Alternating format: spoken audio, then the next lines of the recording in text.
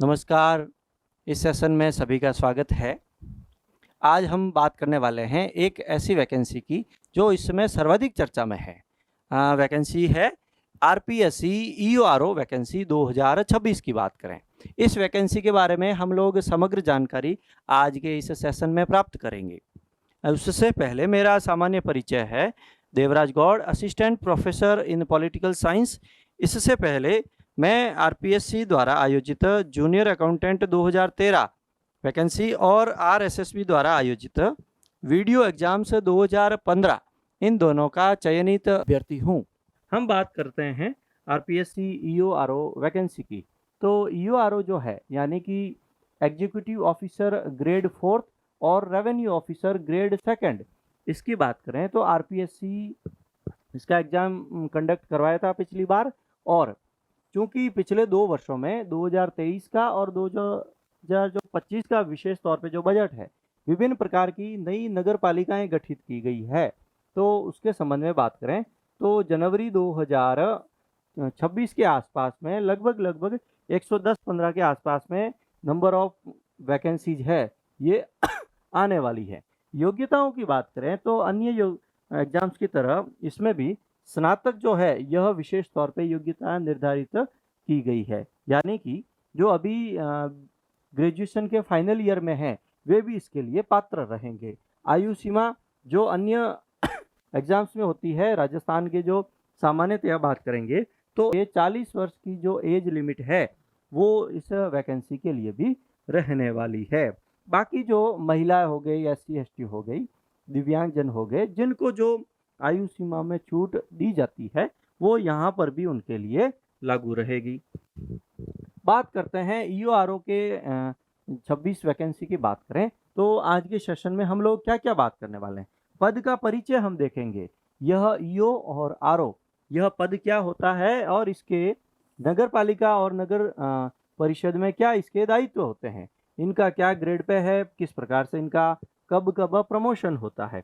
Last vacancies बात करेंगे कि पिछले 10-15 वर्षों में कब कब इसकी वैकेंसी आई है और सिलेबस तथा इसका एग्जाम पैटर्न पर हम लोग आज बात करने वाले। नेक्स्ट वैकेंसी 2026 में प्रस्तावित है और लास्ट वैकेंसी की जो कट ऑफ उस पर भी हम सामान्य रूप से चर्चा करेंगे। सबसे पहले बात करते हैं पद परिचय और दायित्व की। तो 2 प्रकार के पद अभी हम बात कर रहे हैं।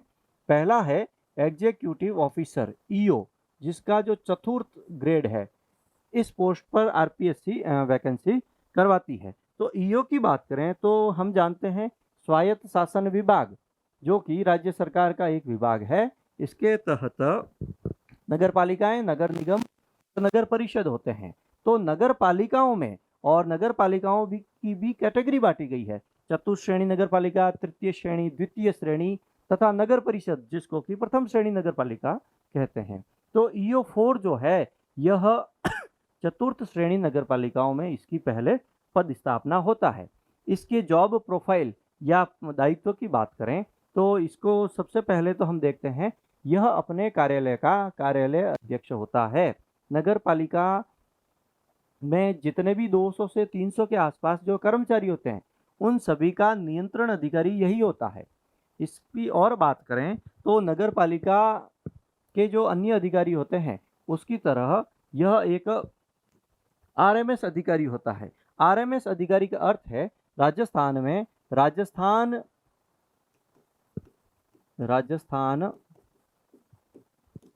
म्युनिसिपैलिटीज सर्विसेज, आरएमएस कहते हैं इसको। आरएमएस सेवा का यह एक अधिकारी होता है। राजस्थान में आरएमएस सेवा के 4 अधिकारी हैं। एक तो हम बात कर रहे हैं ईओ, इसके अलावा दूसरा है रेवेन्यू ऑफिसर आरओ जिसकी भी हम बात, तीसरा होता है टैक्स एसेसर जिसको हम कर निर्धारक कहते हैं, और चौथी बात करें तो होता है ओएस ऑफिस सुपरिटेंडेंट। आरएमएस सेवा का विशेष तौर पे सबसे बड़ा हम जो महत्वपूर्ण बात है वो यह है कि ये जो चारों पद है एक दूसरे के वाइस वर्सा पद नियुक्त होते हैं, कार्यरत होते हैं। यानी कि अगर पद खाली हो ईओ का तो आरओ को उसका चार्ज दिया जा सकता है। कर निर्धारक भी ईओ का पद ग्रहण कर सकता है, आपस में वाइस वर्सा इनका होता है। ईओ की बात करें तो नगर पालिका में ईओ फोर्थ, ईओ थर्ड और ईओ सेकंड के रूप में होते हैं। तो यह एक ऐसा पद है जो कार्यालय अध्यक्ष के रूप में नगर पालिका का प्रशासन चलाता है। नगर पालिकाएं कई प्रकार के कार्य करती है। जिस प्रकार से राजस्थान सरकार ग्रामीण क्षेत्र में विकास के सारे कार्य पंचायत समिति और उसके अधिकारी बीडीओ के माध्यम से करवाती है, उसी प्रकार से नगरीय क्षेत्रों में स्वायत्त शासन विभाग नगर पालिकाओं में ईओ के माध्यम से सारे कार्य संपादित करता। नगर पालिका में साफ सफाई सैनिटेशन का कार्य होता है। नगर पालिका में विभिन्न प्रकार के विकास कार्य होते हैं। नगर पालिका में बात करेंगे तो जन्म से मृत्यु तक नागरिक जो नगरीय क्षेत्र के होते हैं वे सारे कार्य वहीं से होते हैं। चाहे जन्म प्रमाण पत्र की बात करो, चाहे हम विवाह पंजीयन की बात करें या फिर मृत्यु प्रमाण पत्र की बात करें। और सरकार द्वारा जो सारी योजनाएं चलाई जाती है नगरीय क्षेत्र में, उन सभी को नगर पालिका के माध्यम से ही चलाया जाता है। तो इसलिए ईओ का जो पद है यह एक महत्वपूर्ण पद है। इसके अलावा जो आरओ पद है, आरओ पद के दायित्व की बात करें तो यह नगर परिषद और नगर जो निगम है वहां पर ही इसकी नियुक्ति होती है। और चूंकि इसके नाम में ही दिख रहा है राजस्व अधिकारी, यानी कि नगर पालिका द्वारा जो राजस्व एकत्रित किया जाता है उसके लिए यह एक नियंत्रणकारी और प्रभारी अधिकारी होता है। इन सभी का आरएमएस सेवा के ये अधिकारी माने जाते हैं। तो ईओ एक ऐसा पद है जिस प्रकार से ग्रामीण क्षेत्र में आरएस के अंतर्गत जो बीडीओ सर्विस होती है, उसी प्रकार से शहरी क्षेत्र में एक प्रकार से यह एक बीडीओ समकक्ष पोस्ट है। फिर ग्रेड पे की बात करें तो जो ईओ है इसका चतुर्थ श्रेणी जो ग्रेड पे होता है, ये 4200 ग्रेड पे, जिसको वर्तमान में 7वां वेतन आयोग में लेवल सिस्टम में L11 के अंतर्गत रखा जाता है। और रेवेन्यू ऑफिसर ग्रेड सेकंड की बात करें तो यह राजस्थान सरकार के 4800 ग्रेड पे यानी कि लेवल 12 की पोस्ट है। प्रमोशन की हम लोग बात करें तो जैसे ईओ जो फोर्थ है यह एक 4200 ग्रेड पे की पोस्ट है। इसके अलावा ईओ जो थर्ड में जब इसका प्रमोशन होगा जो कि एक 5400 ग्रेड पे की पोस्ट है, एक एसडीएम को 5400 ग्रेड पे वर्तमान में दिया जाता है। ईओ सेकंड की बात करें तो 6000 ग्रेड पे पर इसका प्रमोशन होता है। और फिर कमिश्नर, इससे जो नेक्स्ट इसका प्रमोशन होता है वह आयुक्त के रूप में कमिश्नर का होता है 6600 ग्रेड पे। एडीएम रैंक की यह पोस्ट मानी जाती है। आरओ सेकंड की बात करें तो जो हमारा आरओ है इसका बाद में आगे आरओ फर्स्ट में प्रमोशन होता है। तो इस प्रकार से यह एक ऐसी पद है जिसका सामान्यतया 5 वर्ष में प्रमोशन हो जाता है। इनका जो प्रमोशन है ये 5 साल पश्चात होता है। हालांकि नगर पालिकाओं और नगर परिषद की संख्या ज़्यादा है और आरएमएस सेवा के अधिकारियों की संख्या कम है, इसलिए कई बार राज्य सरकार प्रमोशन के लिए 2 वर्ष की छूट भी दे देती है। यानी कि संभव है कि आपका 3 वर्ष में ही प्रमोशन हो जाए, तो 2 वर्ष की कई बार छूट मिलती है या 1 वर्ष की, तो 5 वर्ष से पहले भी आपका प्रमोशन संभव है। अब बात करेंगे पिछली कुछ वर्षों की बात करें तो इसकी वैकेंसी एक बार 2008 में आई थी, 2012 में आई, 2016 में आई और 2022 में आई। पहली जो तीनों वैकेंसी है 8, 12, 16, ये स्वायत्त शासन विभाग ने खुद इसका एग्जाम कंडक्ट करवाया। 2022 की वैकेंसी की बात करें तो राजस्थान लोक सेवा आयोग ने इसका एग्जाम कंडक्ट करवाया और वो भी 2 बार, एक बार 2023 में जो कि बाद में रद्द हो गया और 2025 में। अब हम बात करेंगे तो इसका जो सिलेबस और एग्जाम पैटर्न है यह क्यों महत्वपूर्ण है, और इस पोस्ट की अगर महत्ता देखें तो यह इसलिए महत्वपूर्ण मानी जाती है क्योंकि आरएस के एक प्रकार की ऐसी प्रशासनिक सेवा की समकक्ष पोस्ट है जिसके लिए ना तो इंटरव्यू का झंझट है, ना ही मेंस एग्जाम से होता है। केवल और केवल 2 घंटे का एक एग्जाम है जिसमें केवल और केवल ऑब्जेक्टिव टाइप के क्वेश्चन आते हैं, कोई इंटरव्यू नहीं है और किसी भी प्रकार का मेंस का झंझट भी नहीं है। यानी कि आप अगर प्रशासनिक अधिकारी बनना चाहते हैं लेकिन आरपीएससी के मेंस और इंटरव्यू के कुचक्र में नहीं फंसना चाहते हैं तो आपके लिए यह एक महत्वपूर्ण पोस्ट है। बात करेंगे इन 2 घंटों के एग्जाम में 120 सवाल आते हैं, नंबर ऑफ क्वेश्चन 120 क्वेश्चन, जिसमें से 80 जो अंक यानी कि 80 सवाल आते हैं वे राजस्थान हिस्ट्री, राजस्थान ज्योग्राफी, भारत और राजस्थान की पॉलिटी और करंट अफेयर्स, जिसमें कि राजस्थान, विश्व और भारत का करंट अफेयर्स, 80 सवाल तो इसके आते हैं। 40 जो सवाल आते हैं ये राजस्थान नगरपालिका रूल्स एक्ट जो कि 2009 का है, इसके अलावा 3 अन्य और जो रूल्स हैं 1974 का है और जो अन्य रूल्स हैं उससे संबंधित, तथा नगर पालिकाओं में जो भी स्वायत्त शासन विभाग की जितनी भी योजनाएं चलती है उन योजनाओं से संबंधित मिलाकर के कुल 40 सवाल आते हैं, यानी कि 80 + 40 120 क्वेश्चन का यह रहने वाला है। आर्ट कल्चर हिस्ट्री की बात करें तो 20 सवाल यहाँ से, 20 ज्योग्राफी के, 20 पॉलिटी के और 20 ही करंट के, 80 ये हो गए, 40 ये हो गए। तो हम अगर बात करें तो जो इसमें विशेष तौर पे जो पॉलिटी है यह एक मेजर रोल अदा करने वाली है, क्योंकि जो नगर पालिका रूल्स है ये भारतीय संविधान के पॉलिटी और अनुच्छेद की तरह ही है, इसलिए ये ज़्यादा महत्वपूर्ण है और जिनकी पॉलिटी विशेष तौर पे मजबूत है उनके यहाँ पर सफलता प्राप्त करने के बहुत अच्छे चांसेज है।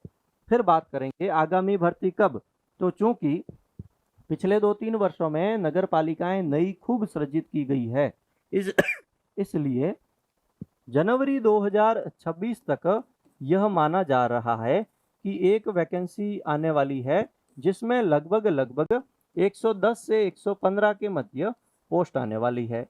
और बात करेंगे पिछली वैकेंसी की, तो जब 2022 में आई थी उस समय पहले तो लगभग 80 के आसपास पोस्टें थी, बाद में धीरे धीरे संख्या बढ़ाई गई और जब ज्वाइनिंग ऑर्डर इस बार का देखते हैं तो 101 लोगों को 20-22 लगभग रेवेन्यू ऑफिसर थे और 80 के आसपास में ईओ की पोस्ट थी। तो इतनी ही लगभग, यानी पिछली वैकेंसी में 101 और इस बार 110 से 115 जो नंबर ऑफ पोस्ट है ये 2026 में वैकेंसी आने वाली है। फिर बात करते हैं पिछली वैकेंसी की कट ऑफ की बात करें जिसका मार्च 25 में एग्जाम हुआ, तो सबसे पहले जो आरओ की बात करते हैं जो कि सेकंड ग्रेड 4800 ग्रेड पे की बात करें तो उसमें जो जनरल कैटेगरी की बात करें सामान्य तौर पे इसकी जो कट ऑफ गई ये 87.06 गई, और अन्य श्रेणियों की बात करें तो हम देखते हैं हमेशा जनरल के बाद में ओबीसी की 1 डेढ़ नंबर कम रहती है, ईडब्ल्यूएस की 2-2.5 नंबर, और एससी एसटी के उस अकॉर्डिंग हम देखें तो जैसे ईडब्ल्यूएस की इससे 4 नंबर कम रही है, एससी की बात करें तो 79 रही है, एसटी की 84 रही है। यह एक सामान्य जो पैटर्न देखा जाता है कट ऑफ में डिक्रीज का वो रहा है।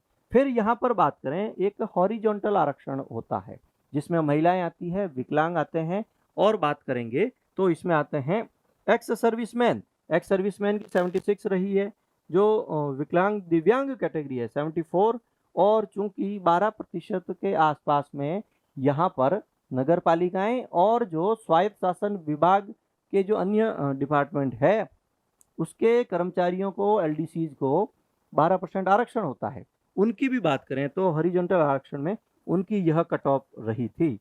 फिर आगे बात करते हैं मेन जो हमारा ईओ पोस्ट है इसकी बात करें तो आरओ से लगभग 1 नंबर इसकी ज़्यादा कट ऑफ रही, उसकी 87 के आसपास थी, यहाँ पर जनरल की 88.40।